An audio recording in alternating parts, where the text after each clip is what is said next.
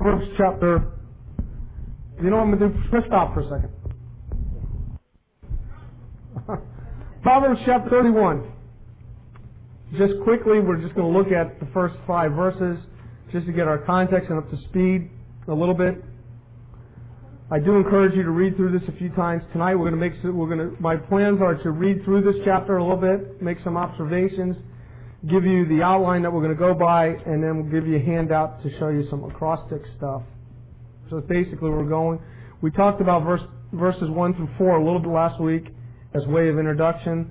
Verse 1 says, the word of King Lemuel, the oracle which is his mother taught him. And again, we refer to that King Lemuel was probably a nickname that Solomon was called. The name Lemuel meant for God, so he's a king for God. And that's how Bathsheba had looked at him. The oracle which his mother Bathsheba, of course, taught him. And then there's 2 basic warnings. Warning number 1 is in verse 2 and 3. And it talks about the warning against women, basically, even though we're going to go in section. And warning 2 is in 4 and 5, talks about strong drink. So let's look at verse 2. Says, what, O my son, and what, O son of my womb, and what, O son of my vows?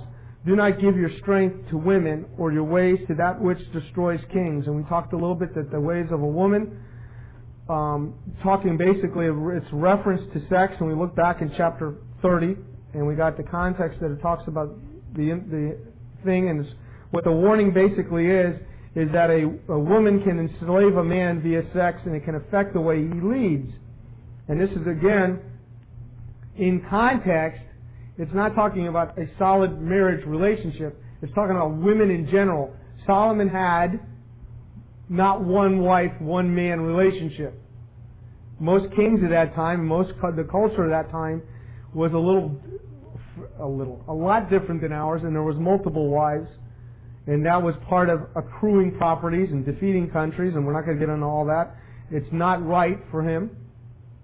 I'm not making it right. I'm not justifying it at all. It's wrong. But in that time period, knowing Samuel, 1,000 plus count, you could see where his mind was continually at. He was thinking about women and the idea of what's involved with that. Verse 4 says, it is not for kings, O Lemuel, it is not for kings to drink wine, or for rulers to desire strong drink. And again, it's not saying one little hit here and there. It is focusing in on the idea of strong drink and intoxicating drink that controls. Keep your finger here and turn to Ephesians 5:18. Ephesians 5:18. And I just want to show you the idea behind the idea of control. Many of you know this verse. It says, do not get drunk with wine. Now what does it say? Don't get what? Drunk with wine. It doesn't say don't drink wine. It says don't get drunk with wine. For that is dissipation. And I'm not saying everybody go out and get a bottle of wine. But I'm just saying, what it's saying is an extreme, because what ends up happening? You lose control. Who's in control if you're drunk? The wine is. A friend of mine used to get drunk quite often. We used to go on beer. We used to call it that every time he had too many beers, that he was gaining his yellow courage. Because he was totally different drunk than he was sober, because he had courage all of a sudden to say things to people he would never say. So, what was in control? He wasn't, obviously. But the contrast is, but be filled by means of the Spirit. Who's to control you? The Spirit, the Holy Spirit. So what's happening here with the king, it's showing you that if you let anything control you. Now in this particular case, the focus is drink. Again, remembering the society which they're in, they did drink, sometimes to excess. And if you want to, turn to Esther, not now, but sometime read the first couple chapters of Esther. The king is in there having a party. And his fellow mates get a little too tipsy and say, hey, bring out Vashti. We know Vashti's kind of cute. We want Vashti what? To do what for us? I heard you. What did you say? Yeah, well, basically, dance at the point till she gets naked. We want her to dance for us. And wait a second, who's in control? Well, the drink is because the king said, yeah, that's a good idea. Right. That's the first thing a husband should say is, yeah, let my wife go under and dance for everybody. So we see that there are some decisions that are made under the influence can cost countries. Verse 5 says, Proverbs 31:5, we're back there, lest they drink and forget what is decreed and pervert the rights of all the afflicted. Again, what's saying is that they forget what the laws are. They forget who they are. They forget, because again, the wines, the drink, and some of these drinks that are mentioned here, when it's a strong drink, within the context, it could be anything made from anything other than grapes. And if you know anything about distilling, you could turn almost anything into a good alcoholic beverage. All you need is, basically, sugar. And a little time, right? Yeah. A little time. A little bacteria and time. So, and then before you know it, you got sake, vodka, rum. I don't know what they call that stuff you were talking about, honey, when it gets, what is it called? Really? I wouldn't even think of trying it. Really? Fermented milk. That's cheese. All right. What I want to do is look through verses 6 through 9, and then we're going to go do some observations for the rest. The meat of this chapter is 10 through 31. We all know that, but I think without the beginning, you don't realize what's being said to Solomon. It's necessary for him. And at this point in Solomon's life, don't forget, he's already got a wife. A wife. So, and other things. Somebody once asked me, how many did he have at this time? I have no clue. I can't even tell you when it's exactly written. But he's king already, so he's got more than one. Kind of thing. Verses 6, I'm sorry, what? Too late, yeah. But it's never too late. And let me say this, because as I'm reading through this, a couple things went through my mind, and maybe it's precursor and too early, and maybe I'll repeat it again. First of all, and I know there's only a few of you in here, if you're not this kind of a wife, it's not too late, but not everyone is every one of these expectations. Remember that. Okay? And what you're doing is learning principles from God's Word to build on. If you're not a wife yet, this is a gauge by which you should, a barometer, how's that? Or a thermometer, which one's right? Thermometer, by which to gauge yourself. And for the husbands to shut up. The last thing, as you went in here, I was going through last night, I'm preparing for like 5 weeks from now, and I'm going, that works for me. Why? Because there's certain things husbands look forward to, and a gourmet meal, in this particular instance, would be like every night, right?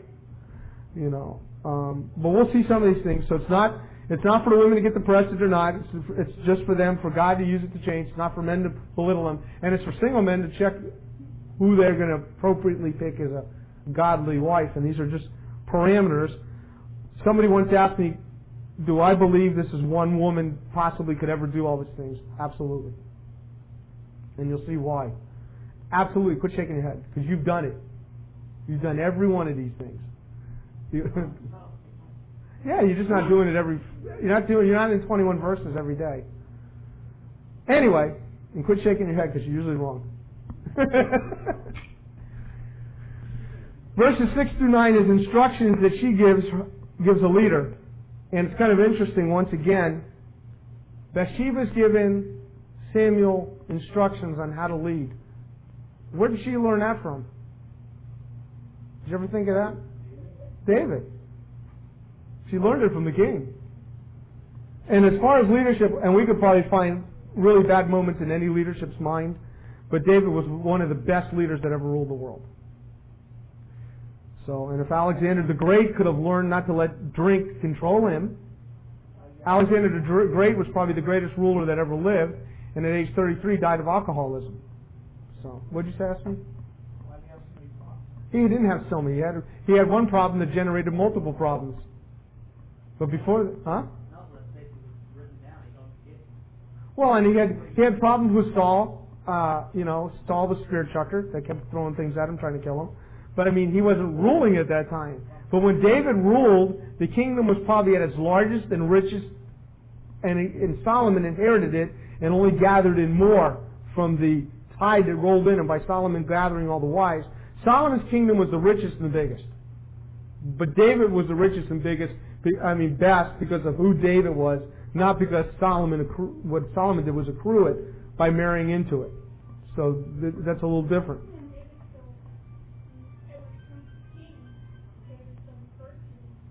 Well, yeah. And whenever you talk to anybody, especially a Jewish person, about a king, David comes right to their mind. No. Probably not Solomon, even second or third, believe it or not.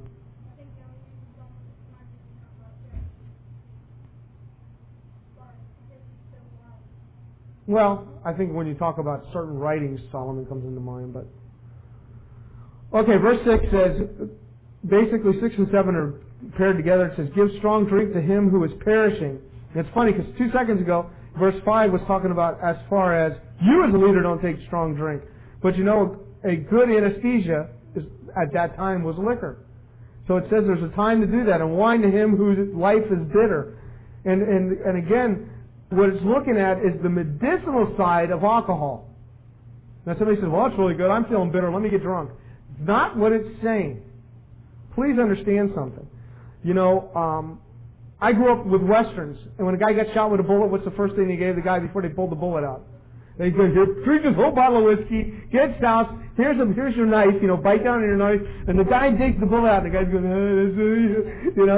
so you got to understand that there is certain times that there is medicinal purposes.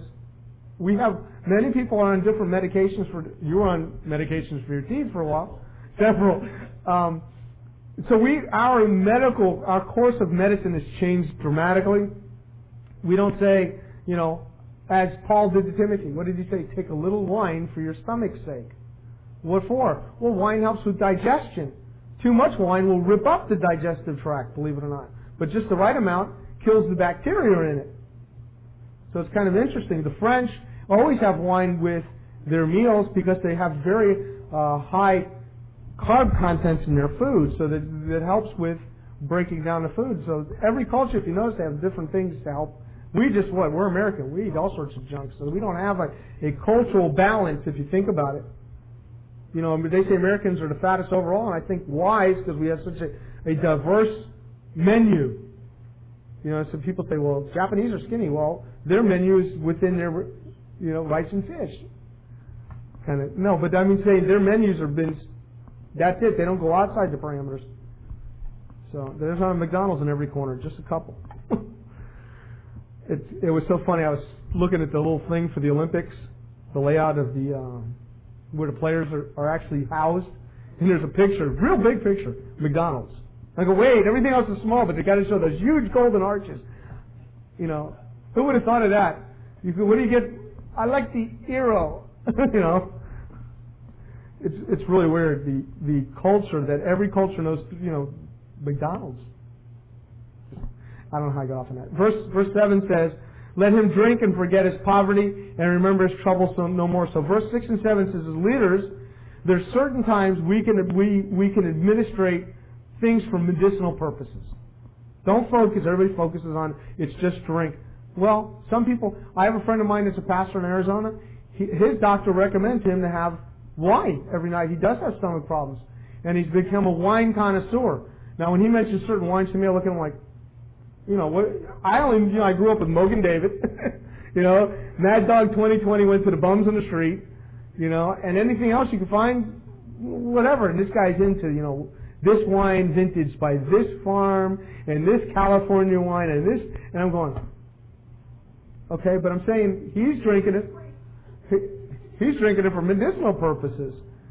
And it's better than the option, I guess, of him having severe stomach problems. So, verse 8 says, open your mouth for the dumb, for the rights of all who are unfortunate. And basically, one of the things government is to do is be the mouthpiece for justice and protection of people's rights.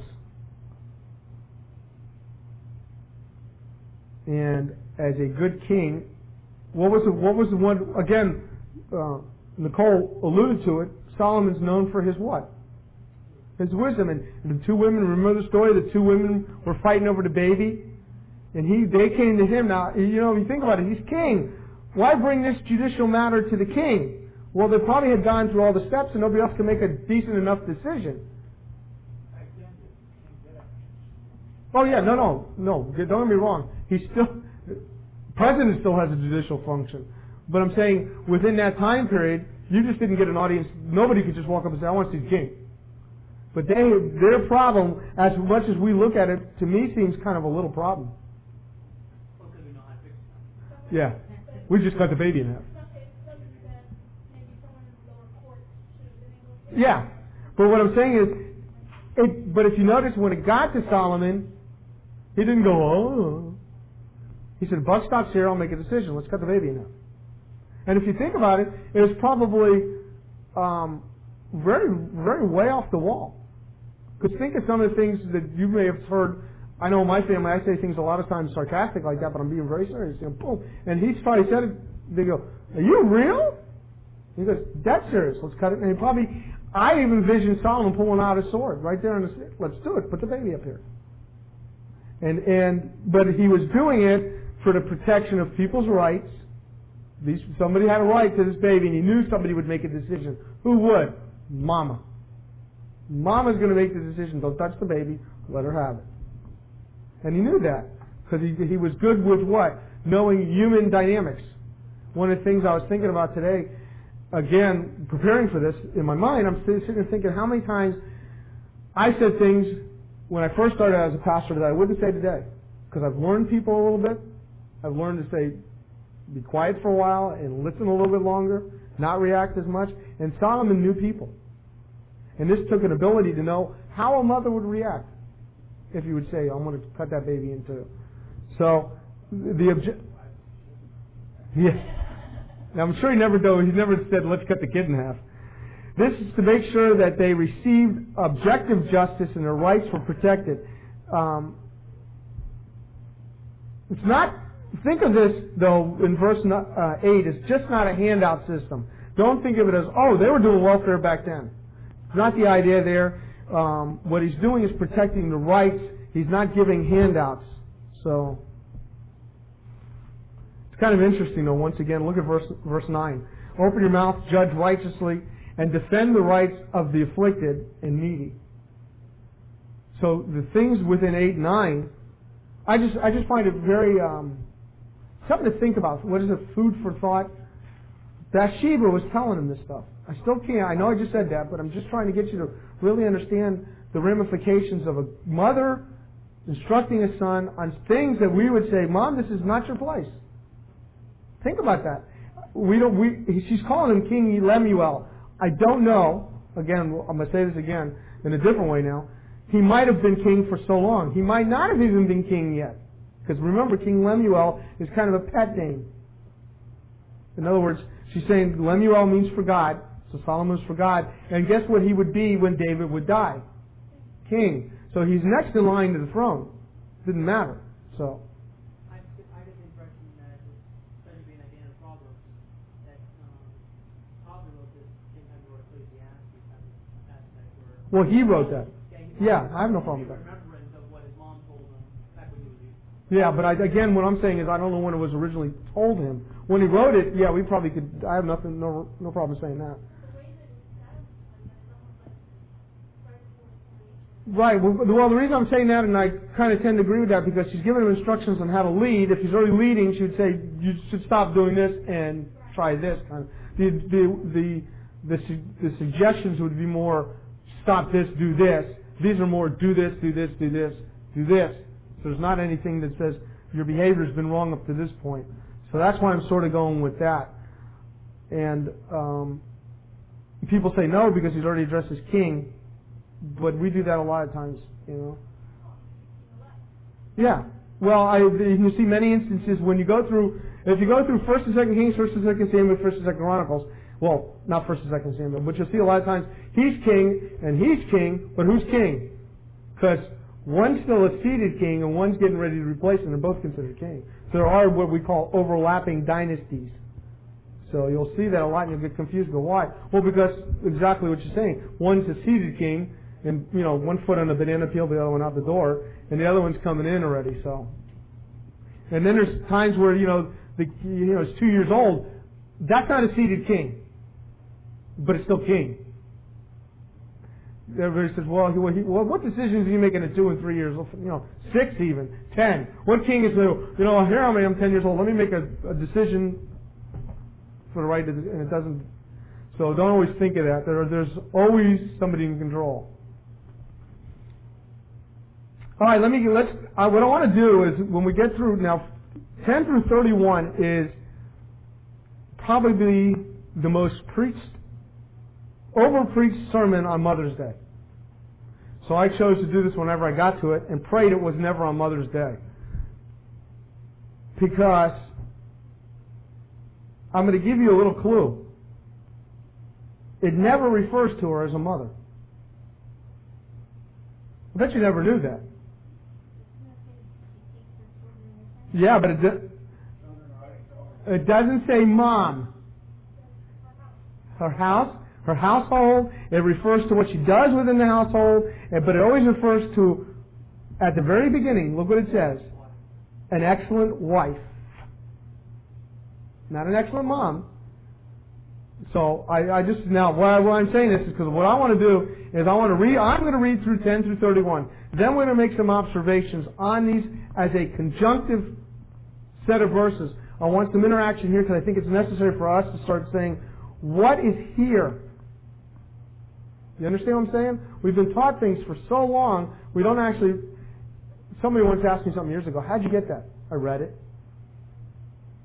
Most good Bible understanding comes from reading, believe it or not.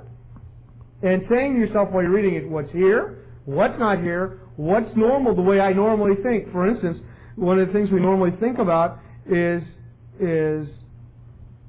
what do you usually check? So when you go to select a wife, what's the first thing you look for? I'm not going there, but I'm just saying these are things you look for. And here's a checklist she's given him. It doesn't say mom. I didn't say she's not a mother. What I'm saying is, I want us to, here's what I'm saying, so let me say what I'm going to say. Step back from the Mother's Day sermons. See what it really says. That's all I'm saying. Really? 20,000 times. No, I haven't had that many Mother's Days. About 20, probably. I've heard at least 20 sermons. Mother's Day. Mom? I've never preached this on Mother's Day. I have preached a Mother's Day sermon once. Wasn't on this.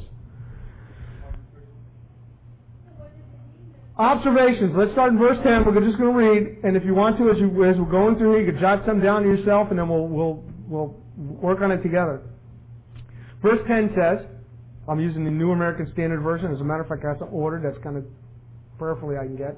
I will have a parallel Bible up here. I won't have to ask you if it's that different anymore. An excellent wife who can find, for her worth is far above jewels. The heart of her husband trusts in her, and he will have no lack of gain. She does him good and not evil all the days of her life. She looks for wool and flax and works with her hands in delight. She is like merchant ships. She brings her food from afar. She rises also while it is still night and gives food to her household and portions to her maidens. She considers a field and buys it. From her earnings she plants a vineyard. She girds herself with strength and makes her arms strong. She senses that her gain is good. Her lamp does not go out at night. She stretches out her hands to the distaff, and her hands grasp the spindle. She extends her hand to the poor. She stretches out her hands to the needy. She is not afraid of the snow for her household, for all her household are clothed with scarlet. She makes coverings for herself. Her clothing is fine linen and purple. Her husband is known in the gates when he sits among the elders in the land. She makes linen garments and sells them, and supplies belts to the tradesmen. Strength and dignity are her clothing, and she smiles at the future. She opens her mouth in wisdom, and the teaching of kindness is on her tongue. She looks well to the ways of her household, and does not eat the bread of idleness. Her children rise up and bless her. Her husband also. And he praises her, saying, My daughters have done nobly, but you excel them all. Charm is deceitful and beauty is vain, but a woman who fears the Lord, she shall be praised. Give her the product of her hands, and let her works praise her in the gates. Now, I'm sure we're all going to have different things we see, which is wonderful. But somebody, I don't know if we want to go verse by verse, or just some idea by idea. If somebody wants to write them all down, I'm not going to sit up here and write them. I just want you to see the flow and make some, use your eyes and your brain to make some observations. Anybody? Oh, it's definitely poetic, yes.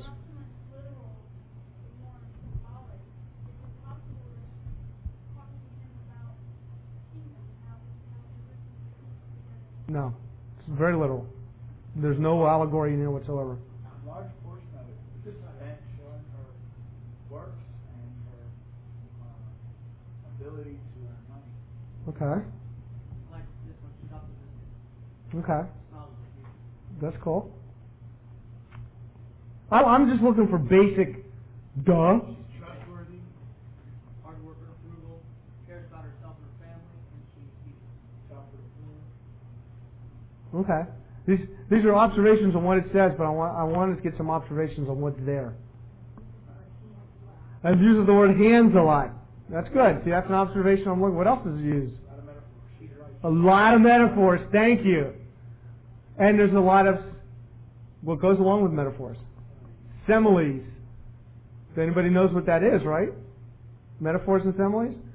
A metaphor is God is light. That's a metaphor.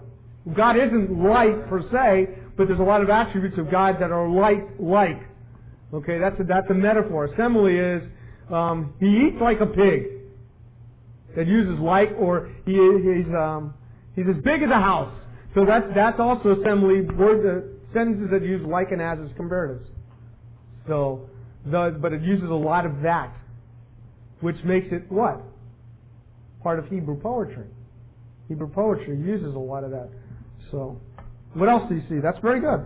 So therefore, if you were going through here, wouldn't you like to mark through there S and M for simile and metaphors, just to get your, or circle the likes, circle the hands? See, it makes makes things stand out. What else is there a lot? Or it's all present and very good. Very good. But there's really not an actual present tense like we think of present tense, but it's action, it's ongoing action. It's stated as, most of this is stated as simple action. It's happening.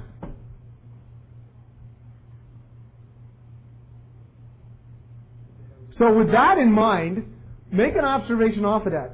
Since there's always something going on, therefore what? Therefore, she's not lazy.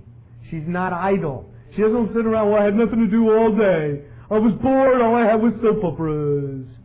I mean, I hate to be like that, but that's what it's saying. She finds, even though she's quote-unquote a housewife, which I think is a horrible title for a wife, even that's horrible, she's not one of those that sit around and say, I have nothing to do but watch every soap opera and eat pretzels, or whatever goes on. What'd you say, Mark?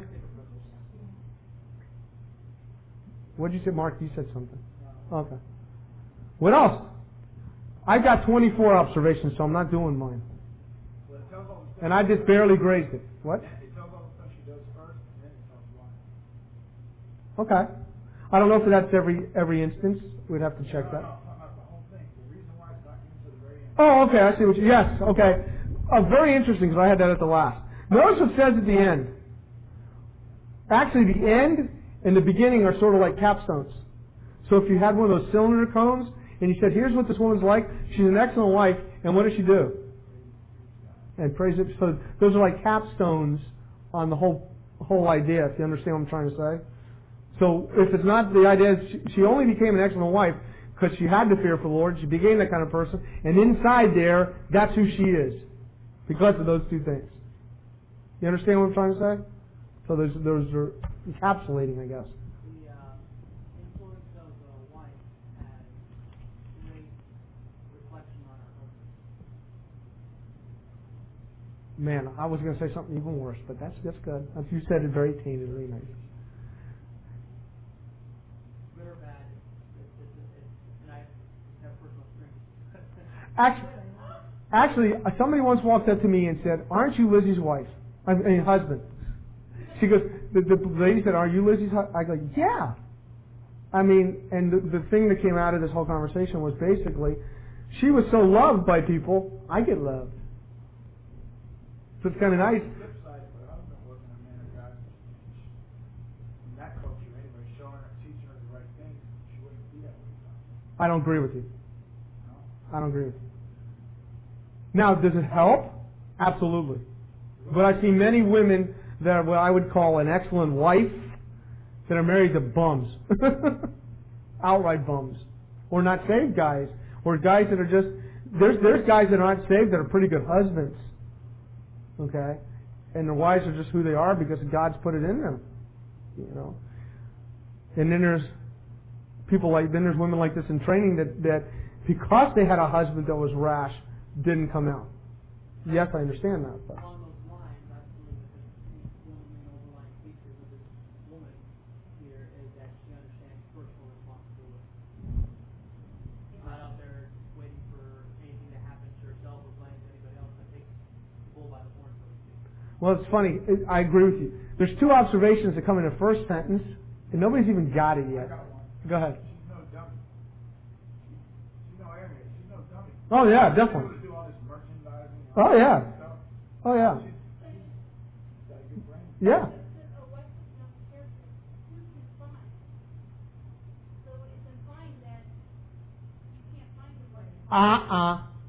That's the observation I was waiting not to hear. Hard to find. Not impossible. I'll tell you next week what part of speech that is. But it's very good use of language. And you guys have said it many times. Every day you use that kind of language. So.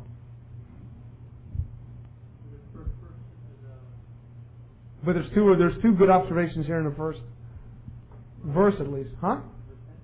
Yeah.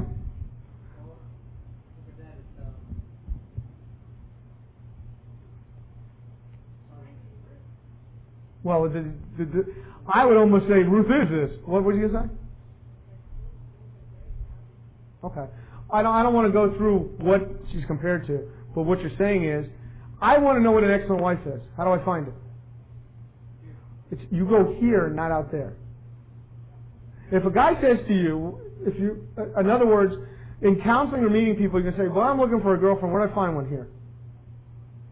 How do you know that? Well, it says an excellent wife who can find, and then it goes on to describe her in the next 21 verses. And if guys were to set down the parameters, do this, I'm going to say something. She's never known this, but she's in the room, and I'll let her know this. When I was checking Lizzie out, I was checking Lee out just as much. Because I figured mama and daughter are going to be pretty much alike. And I say this, for people checking out my kids, they're not going to be far away from what mama's like. So. My dad told him not to marry me after he met my mother. Because he said, look at her mom, that is what she's going to be. Not always. I'm not saying these are boom, boom, boom. I know it's more like her father.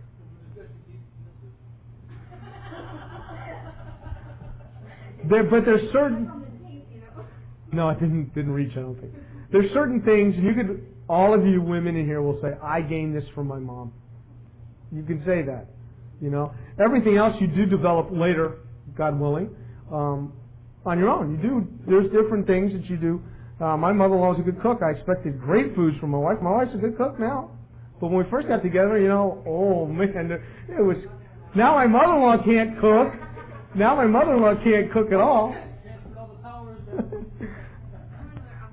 This tape is going to go out, and I'm going to get in big trouble. Yes. But what I was just hold that for thought for what I'm saying is, I'd rather people go to the Scripture to say these are the guidelines that God wants for people, instead of looking at people and say, okay, well, this will suffice. Many people say, well, I really didn't marry her, but I was in love with her. Well, to me, I was telling this to, they're not here tonight, Scott and Natalie. Don't tell me you love her. I could care less. Because I'm going to tell you this, if I loved Lizzie as much as I love her now, then I'd be psychotic. There's a different level. I've learned to love Lizzie more and more because I know her more and more now. So there's a different level. So you don't get married because you love somebody. You get married because this is the woman God's got for you, and these are the parameters. Because guess what? This is what I set up that I want for myself. You know. So, what were you going to say? I'm sorry.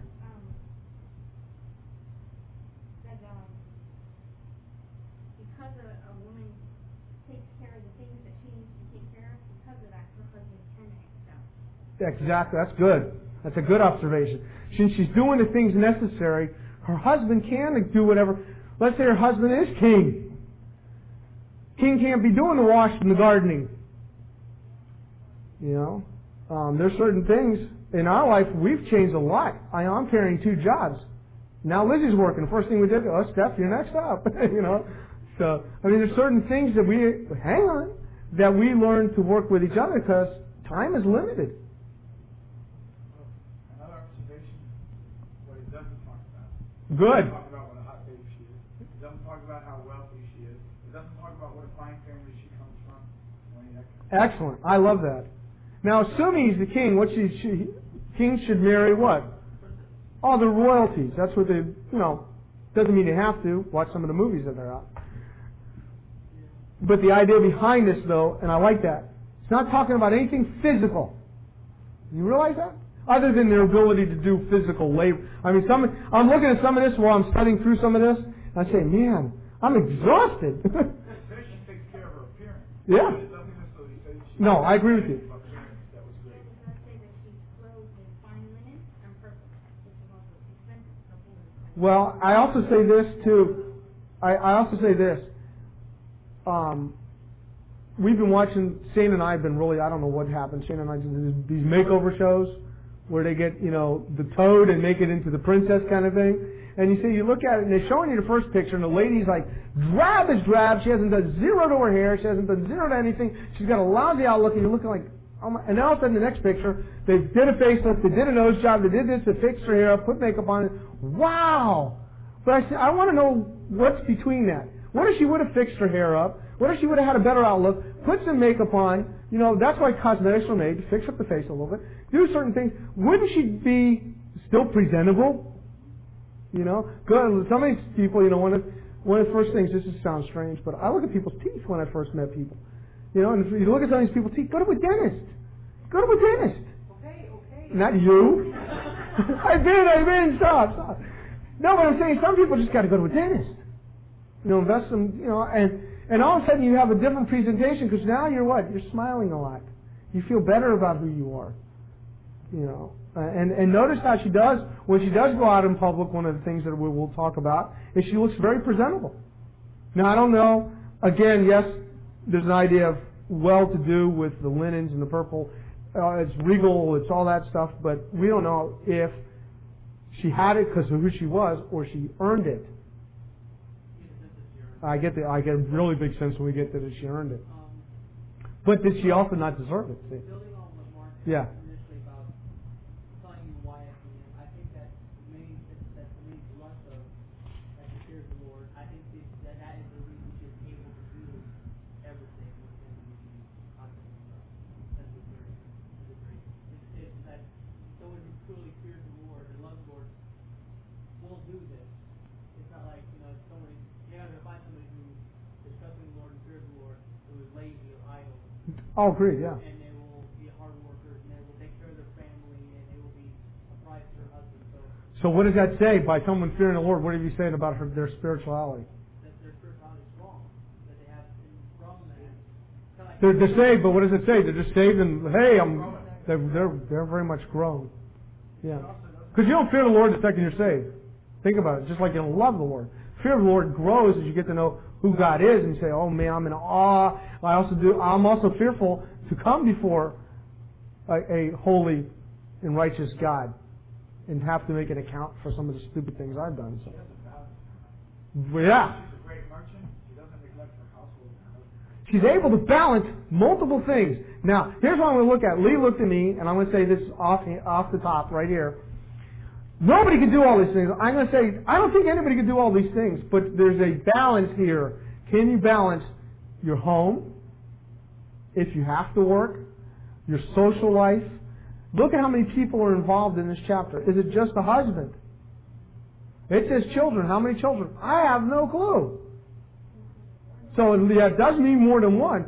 So let's just say the American average, 2.5. If it's 3 kids in this household, she still has 3 kids, 4 kids, 5 kids, a husband. Then it says there's not, that's not all. There's servants. And it says servants or maids. I think yours is servants. In context, though, she doesn't, with the cultural context, she definitely have more kids. Well, I'm just... Okay. Yeah, maidens. I don't have a problem with that. But it does say girls. So it's definitely more than one in that deal, too. So whenever she makes dinner, one of the things we'll look at, she has enough to make for them, carry over the rest, and then says, okay, there's enough here, and make sure there's enough to feed the help. There's an order, too, who gets fed first. The family gets fed first, and then the poor and needy, but we don't know if she's feeding them or just taking care of them or making sure they get food. We don't know what she's doing. If she's Ruth, she's carrying 50 pounds of extra grain on her head, kind of thing. But what it's saying is she's so multidimensional. And notice here something else. Is she egocentric? Is she thinking of herself anywhere in here? I mean, there's a little bit where she's taking care of herself and dressing herself. But is that for her? Isn't that for when a woman looks good and takes care of herself? And in this society, she's usually out in public with her husband. Who's it for? And her family. It's to say, man. I'm going to tell you something. If you go back to the instance, I think it's in Matthew, where it's talking about the Pharisees when they fast and they do these things as, woe is me, and they look so downtrodden, I'm fasting. Please don't put food in front of me. And you say, wow, who'd want to be that religious? And if you think about it, when a woman doesn't look like, wow, she looks exhausted, she looks beat to death. First of all, psychologically, she's going to feel worse. She's going to feel beat to death. She looks beat to death. Not only that, what does it look like it makes her husband look like? Like he's making her be the what? The servant in the house. Not that she's doing anything willingly. So there's an appearance that helps the husband. Now, we've just spent about maybe 10, 15 minutes in observations. And you all have missed the most important one. Well, I think it's the most important. Sure. The heart of her husband trusts in her, and he will have no lack of gain.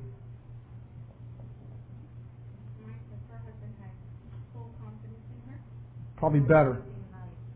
Probably better. He knows everything's going to be done too. It's not, when I come home, is there going to be food? Am I going to have food? He knows. He doesn't even have to think about it. It's a done deal. So it takes worry out of his life too, not just... Okay, I'm going to give you the observation. With every action verb, the one that's producing the action is the person herself. Nobody's making her do anything. Nobody's enforcing a rule. Every time it says something, look at verse 12. She does. Verse 13, she looks. Verse 14, the last part, she brings. Verse 15, she rises. Verse 16, she considers. Verse 17, she girds. Verse 18, she senses. In other words, she's self-motivated. She doesn't need an agenda. She doesn't need somebody sitting behind her and saying, go do this. And I think that aids a little bit. That's why I'm saying what Sarah was saying too. Man, a husband comes home and those things are done. Man, that's wow. Okay, let me give you because we got about 10 minutes left, and I want to give you the breakdown of these verses. Verses 10 through 31, and I'm going to write some of this down as quickly as possible. Verses 10 through 31 is an acrostic. And remember we said with an acrostic, each verse 10 will start with alpha. Aleph. I'm in Greek still. Verse 11 will be bet. Verse 12 will be Aleph, bet. I've almost lost my Hebrew alphabet. Aleph, bet. And Aleph, bet. Gimel, thank you. Gimmel's next. Gimel, you're right. How do you like that? Outdone by the outdonner. Verse 13 is Dalet. Anyway, don't write all these down. I'm just telling because I'm going to give you a sheet that's got them all on it. Okay, with that in mind, what I'm going to do is give you the breaks that I've come up with. When you do Hebrew poetry, there's not a solid, here's a break, here's a break, here's a break. So don't say, hey, this is a great outline. This is just what I'm using to teach this by. You understand what I'm saying? Because, for instance, the first break is 10 through 20.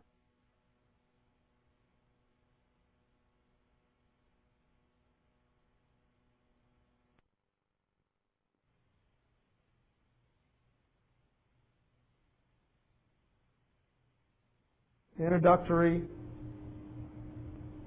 commendation. In other words, it talks basically about her and commends her for what she does. 13, and who she is, basically. 13 talks about household, and this will help you with your observation too. Household affairs, duties, her creativity. Verses 16 through 18, her business endeavors. See, nothing fancy either. I didn't alliterate nothing. Couldn't do it. I tried every ploy I could possibly come up with. What I want to do is get the verse-by-verse exposition more than the... But I want to show you something. As I get done with the outline, you're going to have a couple of more observations. That's why I want to try and do this at the end here. 19 through 21, her generosity. I can't spell generosity. And provision. Yeah, I know, I go blank up here. No, because I looked at my notebook and I don't think it's spelled. Generosity is geared towards people, other people, and her provision is geared toward the family within this section. Verse 22 through 24, her ability to trade or import. And I kind of, when we get here, a little bit of this is here, so it's going to be a little crossover. You'll see why. In the language of verse, I think it's 16 or 17. Actually, language of verse 14, way up here. There's more ideas that she's important. So, not there. Verse 25 through 27, her wisdom, her nobility. Idea of her wisdom or nobility. I think this is probably encapsulated in her name, An Excellent Wife. We're going to revisit that again next week. Verse 28. I know I'm losing this, so bear with me. I want to try and get it all on one sheet. 28 through 29. The praise she gets and the blessings she receives. And this is, or we could call it the resultants. One lady once walked up to me and says, I got nothing to show for my life. You know, this and this has happened. My life is horrible. And what I said, well, here's what you do. How did she fit into this? And if she wasn't in this, she's not going to get a whole lot of blessings at the end. Verse 30 and 31, it's concluding summary or conclusion. The reason I say concluding summary, because one of the things Will did allude to, this encapsulates. She couldn't be a woman of excellence without fear of the Lord. So they work together. That idea. Now in closing, when you guys come up here, feel free to take one of these or somebody can hand these out. What I did on this sheet, it's just stuff from my notebook, and you can go into your Bibles and you can write it down. It's the Hebrew alphabet. Then I showed you what word that starts the sentence, because for instance, verse 20. Verse 20 in my version says she extends her hand. The first word in the Hebrew is the palm of her hand. The hand comes first. So, even though you see something here, the structure is a little different within the Hebrew itself. Okay, so you can get this. Let's close in prayer. Father God, we thank you for this time in your word. We thank you for the blessings you bestow upon us. Thank you for everything you give us. Help us to take this time and apply it to our daily lives. Help us to not belittle, but help us to continue to uplift each other. And Father, help us to be the people that you asked, first of all, the Ishgabor Hael that Boaz was, and we'll see the excellent woman that Ruth was. In your name, amen.